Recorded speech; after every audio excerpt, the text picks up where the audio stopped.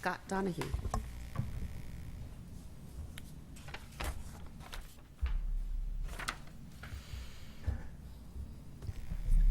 I've been in Emeryville a long time, and I think my Wait a second, Scott.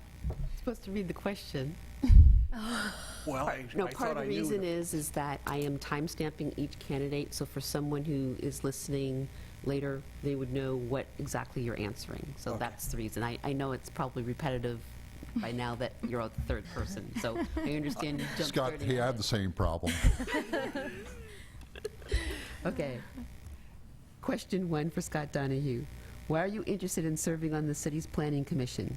In your response, please include a summary of your relevant education skills and experience, including any past civic involvement.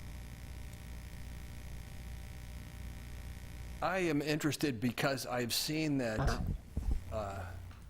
when I have served my local art community and helped create it, I got real benefits. When I've worked for things in Emeryville, I've lived long enough to actually get the benefits. I have self-interest. And I could see that being on the Planning Commission would potentially make a better Emeryville from my point of view. And I would hope others' point of view as well. I was trained as an artist in Philadelphia originally, and I was trained in a somewhat diverse way as an artist. And I came to Emeryville and helped found the Emeryville Artists Co-op. It was necessary for me to have stability, and I found joining with others made a big difference. And this community has nurtured me. I was able to go off to graduate school and come back to it. And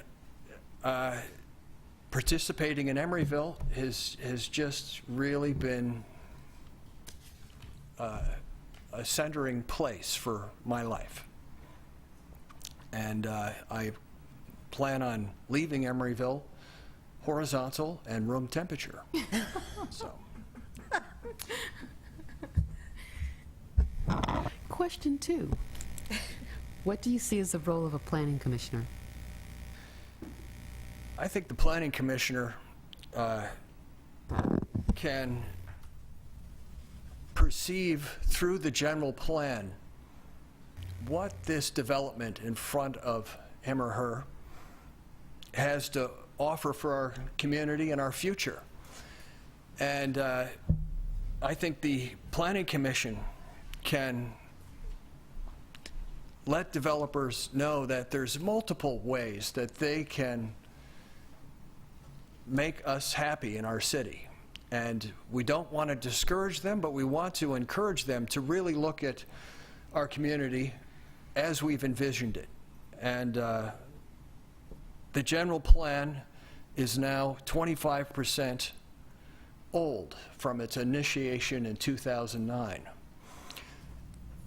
It's aging. Is it an absolute ironclad document? No. Every year we're required to get some kind of statement about how it's doing. I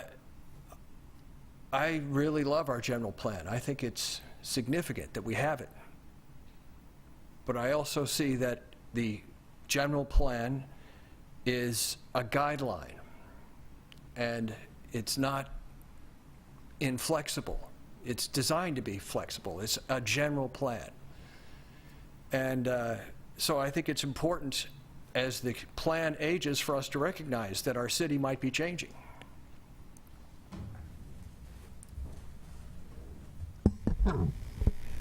Question 3. Describe your, sorry, it's question 4. No, wait, no, question 3, you're right, I'm sorry. Describe your knowledge of the city's general plan and any other major planning documents that have been adopted by the city council in the past 2 years. I participated in the public input and charrettes that we had to come up with our general plan. And there are a lot of components in it that are very technical And I can't recall all of those technical things. It's a very large document. The appendices that have been added since we did it in 2009 make it even larger. And I think that as we grow as a city, we will be adding new things to it. And the general direction that we're taking to make our city more sustainable and green, this general plan allows for, and I'm really encouraged by it. Okay, fourth question.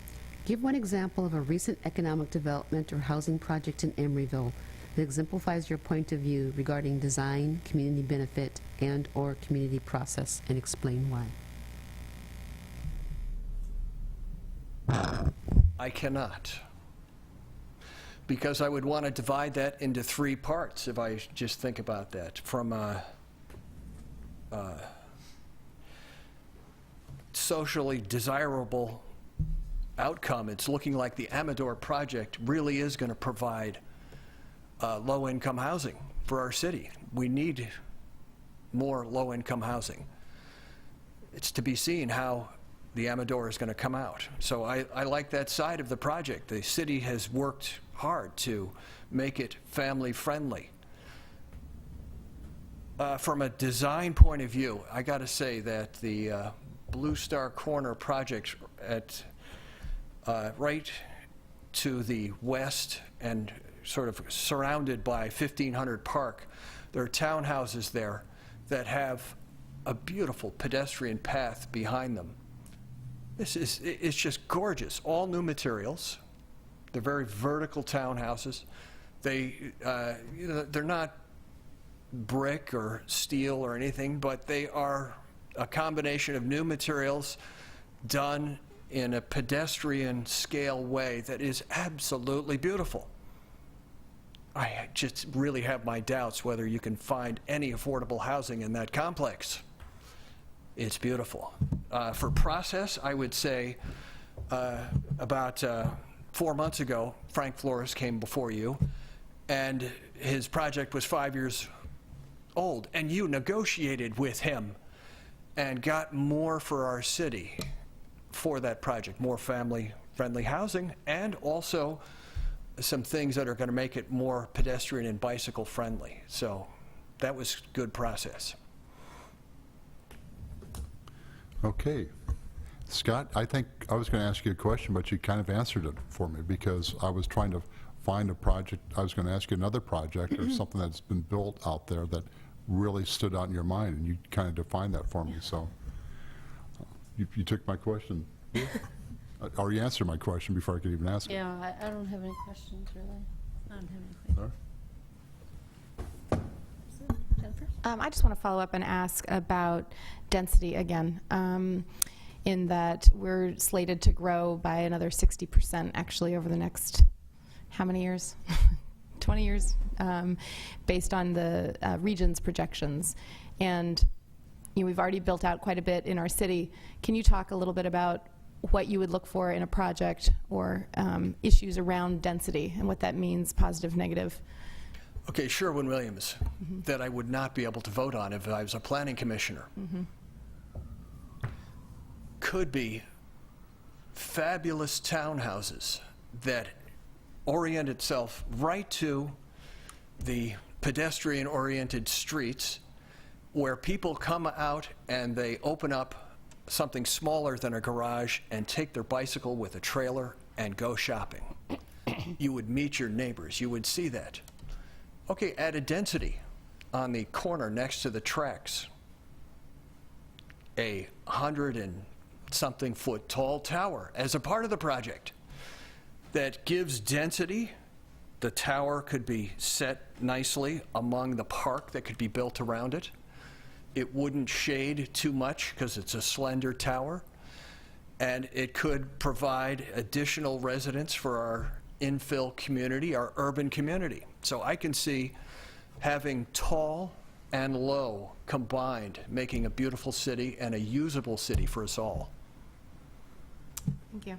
Okay. Any other questions? I guess you get your 1 minute now, Scott. Closing remarks? 1 minute closing Closing remarks? Closing remarks, I would just say that I am generally optimistic about our city.